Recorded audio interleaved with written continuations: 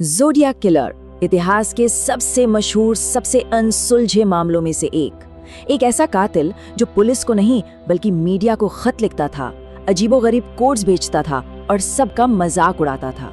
दशकों तक बस एक ही नाम हर किसी की जुबान पर था, लेकिन जो कहानी हम सब जानते हैं वो सच नहीं है। वो एक मिथक पर बनी है, एक ऐसी कहानी जो सच से कहीं ज्यादा मजेदार थी। तो जरा उस दौर में चलते हैं। 1960 का दशक, नॉर्दर्न कैलिफोर्निया। एक नकाबपोश कातिल बे एरिया में दहशत का दूसरा नाम बन गया था। उसका निशाना कौन थे? Young couples. और वो सिर्फ कत्ल नहीं करता था, वो मीडिया को खत लिखकर अपने जुर्म का जश्न मनाता था। अब इस केस के बारे में ज्यादातर लोग जो कुछ भी जानते हैं वो असल में किताबों और फिल्मों से आया है, और इन सब ने मिलकर एक ही आदमी को विलेन बना दिया, आर्थर ले एलन। उसके खिलाफ इतने सबूत इकट्ठा किए गए कि वही कातिल लगता था।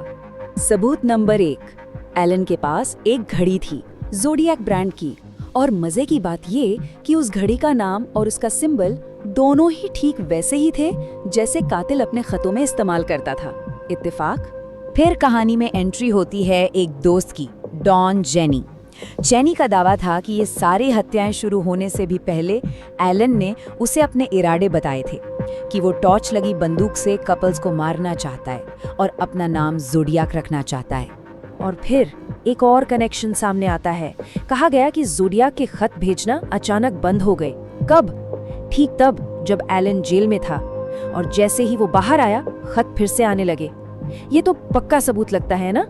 यही नहीं, ये भी दावा किया गया कि एक सर्वाइवर समेत कई गवाहों ने सीधे सीधे एलन की तरफ उंगली उठाई थी, उसे हमलावर के तौर पर पहचाना था। और शायद सबसे डराने वाली बात, एलन के अपने परिवार को उस पर शक था, इतना ज्यादा कि उन्होंने खुद पुलिस को फोन करके उसके बारे में बताया। अब सोचिए, ये सारे टुकड़े मिलकर कैसी तस्वीर बनाते हैं एक परफेक्ट विलेन की। लेकिन एक दिलचस्प कहानी और ठंडे हार्ड फोरेंसिक सबूतों में बहुत बड़ा फर्क होता है।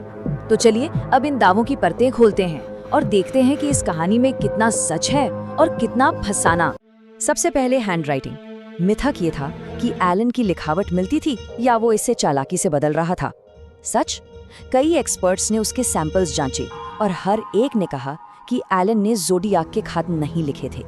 और वो जो प्रोजेक्टर वाली कहानी है ना, वो तो लेखक रॉबर्ट ग्रे स्मिथ ने अपनी किताब के लिए पूरी तरह से गढ़ ली थी।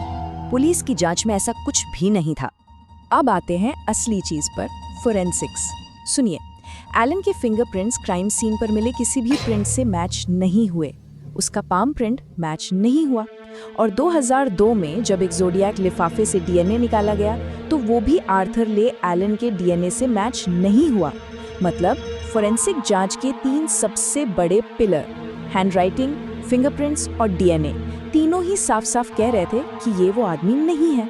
और वो जेल वाली टाइमलाइन, वो कहानी भी पूरी तरह से गलत है।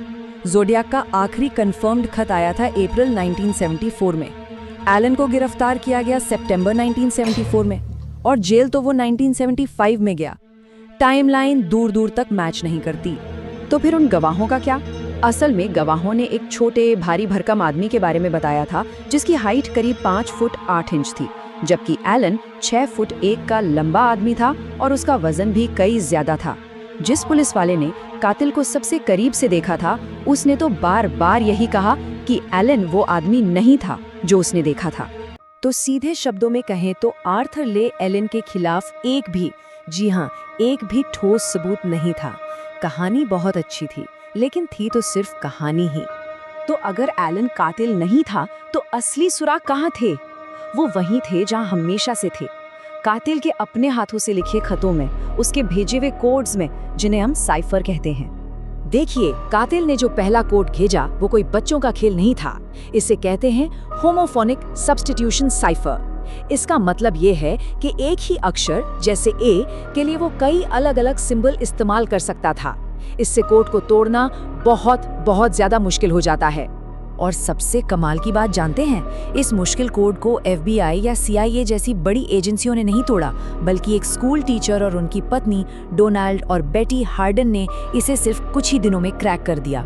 और इसी कोड से पहली बार दुनिया को कातिल के खौफनाक इरादों का पता चला।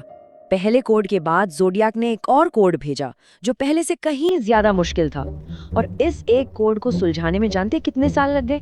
पूरे 51 साल। और यही इस केस की सबसे बड़ी ट्रेजेडी है।